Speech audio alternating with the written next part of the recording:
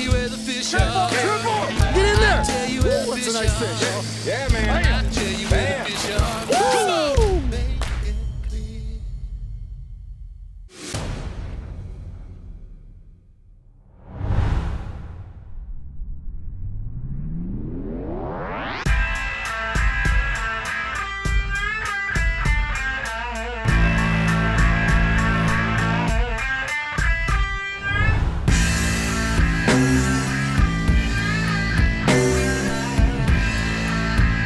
Hey everybody, Chris Schaefer with Pautzke Outdoors coming to you again from northern New Mexico. It's an evening here, and the reason why we're here to go after some trout. We heard they stocked the lake recently. None of us have ever been here before. We looked on a map and said, okay, here's the lake. We just came to the shoreline and doing a little testing on several different techniques out here trout fishing. One of the great things about Farmington Lake, it stays 55 degrees year round. So anybody in northern New Mexico that wants to go trout fishing, this is a place for you. And we're going to show you how easy it is to catch fish and how to set up your baits to be successful.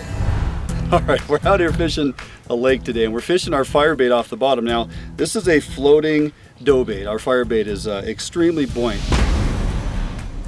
So we rely on the bait to lift the hooks up off the bottom, stay out of the weeds. But you got to know how to set up to do that. So I'm using about a 6.5 foot spinning rod. I have 6 or 8 pound main line on, okay? That goes right down to a barrel swivel, main line to a barrel swivel. But on top of that, I put a bead to protect the knot, and I have a 1/2 ounce sliding egg sinker, okay? That allows the line to pull through the sinker when that sits on the bottom. The swivel then goes to about a 2 or 3 foot piece of leader. This here is about 3 pound leader to a treble hook. We like to use a treble hook when we're using our FireBait because it holds on much better than a single egg hook. It's really simple. Guys, this is not difficult at all. We take out a piece of bait, all right, set that down. I'm just gonna roll that into a ball. Okay, gonna push that right onto the hook, mold it around the hook, and that's about it. Believe it or not, that little piece of bait will float up off the bottom at least 3 feet, because that's my leader length. If I leave slack in my line as I cast, it'll actually pull more line through the sinker on the bottom and elevate it even higher. Now I'm fishing 3 rods out here today, 3 or 4 amongst the 2 of us. I can put those leader lengths at 2, 3, 4, 5 feet. I put them out at different lengths. I let them set. Whichever one starts getting bit the most, that tells me where the fish are. I switch all the leaders out to the 3 foot, 4 foot, whichever it is, and fish the FireBait, and you'll probably find you'll have great success. Hope he's still there. Something's still there. Oh yeah. There's a fish on. Whatever it is, it's still there. It's a trout. Feet pellet brown. Feet pellet brown. Ha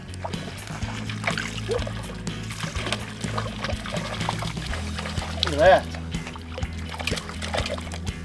Here you go, make it nice and easy. You don't even need to. Look, it hooks itself right in the mouth. Bam!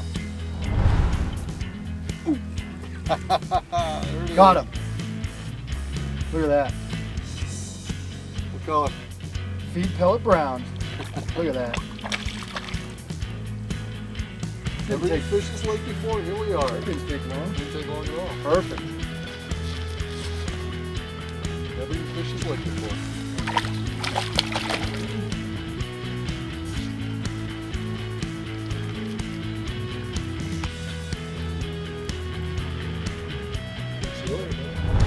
All right, right now the bait bite has kind of went away. The fish are sitting just below the surface. We've seen a lot of fish rising at this point.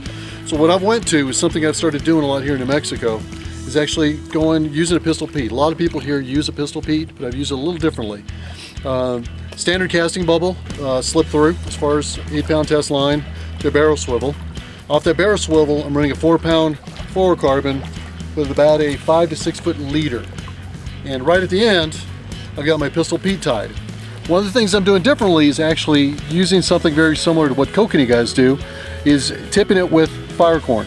So what I'm doing is actually using FireCorn, tipping the back end of the pistol Pete. Because anybody who's used these before knows you get a lot of short strikes, you get the strike on the back end, and it's kind of tough to set the hook. What I end up doing is actually at the first strike they miss it, what they're doing is coming back and following it, and actually because of the scent trail being left behind, and hitting it again. So what I do, just with the FireCorn.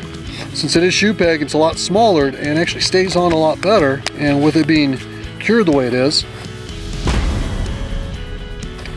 I've been having really good luck today with the red and just tipping it on the back end of the hook, taking it through and just letting it sit there. Most of the strikes I've had have been on the drop. Another fish on a pistol feed tip with FireCorn. Slow retrieve, kind of bouncing it in there. And I hit it on the drop every time I let it fall. Coming back and nailing it every time. Better drop. Yeah.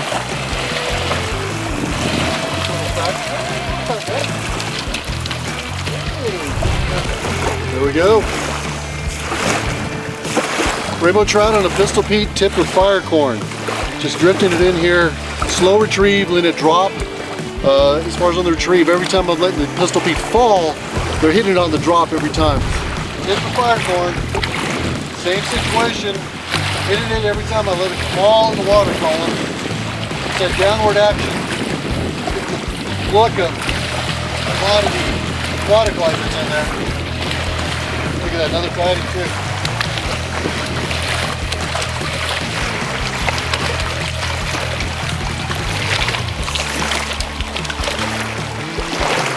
Alright.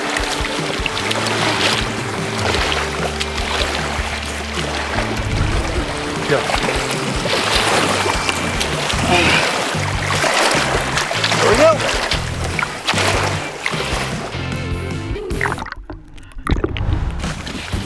Go. Yeah, he's fighting a little bit harder. Fish on. Another one on a pistol Pete. Tip with FireCorn. Nice Ooh, fish. is that a bass? That's not a bass, that's a big trout. It's a trout. That's that one. Look at that We have a rainstorm coming in. Oh yeah. guy. Look at that guy. Oh yeah. That's a picture right there. There's silvery rainbow in here in this lake. Just There it is. Perfect. same setup. Another fish. Another good one? Yeah, that was good. Well, get on. Woo! Tide's coming in. I know, look at this.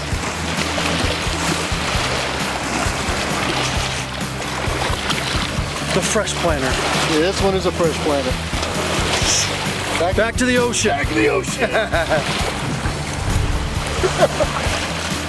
Come on, baby. Yeah, boy. They drill it, don't they? Look at that. They drill it. All right. There we go. A piece. Bam. All right.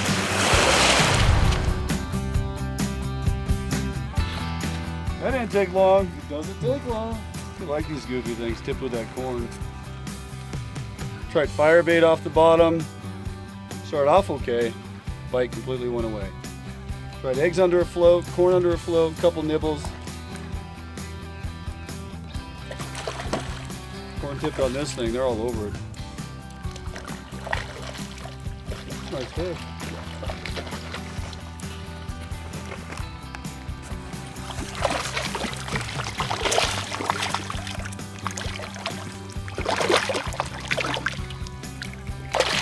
You see how chrome those things are? Yeah, they almost look like coconut. Yeah. So bright. Wow. Greenbacks, really, really clean.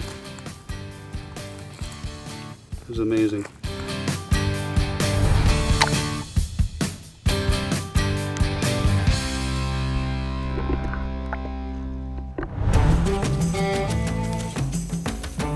You know, it's really turned out to be a very interesting night here. You know, we came here with the purpose of fishing FireBait, you know, and trying to catch fish off the bottom with FireBait. And all of a sudden, it went from being sunny and 80 degrees to having a big storm come in, and the temperature dropped about 20 degrees. and as soon as the temperature dropped, the winds picked up, and the bait bite just completely died. So rather than calling it quits, we switched over and we tied on the Pistol Pete's with the FireCorn, and it ended up being an incredible night. I think we've caught and released about a dozen. We caught 2 on the FireBait right away, and then once the FireBait bite died, we switched over and ended up having a great night. They're short striking it every single time. Try not to get into that now. But what's weird is, if you don't tip the bait with the FireBait, with the FireCorn, I'm sorry, then you're not getting hit at all. So it's, try tipping it. Okay, the wind finally stopped, and I was able to get back to the egg bite. And this is a little different rig. Put a high visibility float on because we're losing daylight. And actually under this one I've put a slip sinker, just simply to get it down. I got my bobber stop set at about 5 feet because they're running pretty shallow this evening. And just the leader finishes out to my little jig head because I don't want him to swallow it. And I'm just using the old silver label, Pautzke silver label salmon eggs. A couple of those on the jig head, throw it out there, let it sit. Eggs suspended under a float, about 5 feet below surface, and they're just whacking the heck out of it. So good alternative, and another option we've utilized out here to catch fish today.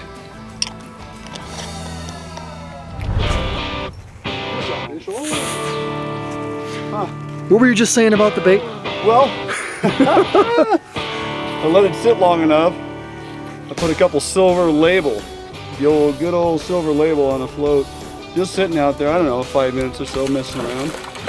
But pulled the rod in the lake. There we go. The egg bite is on.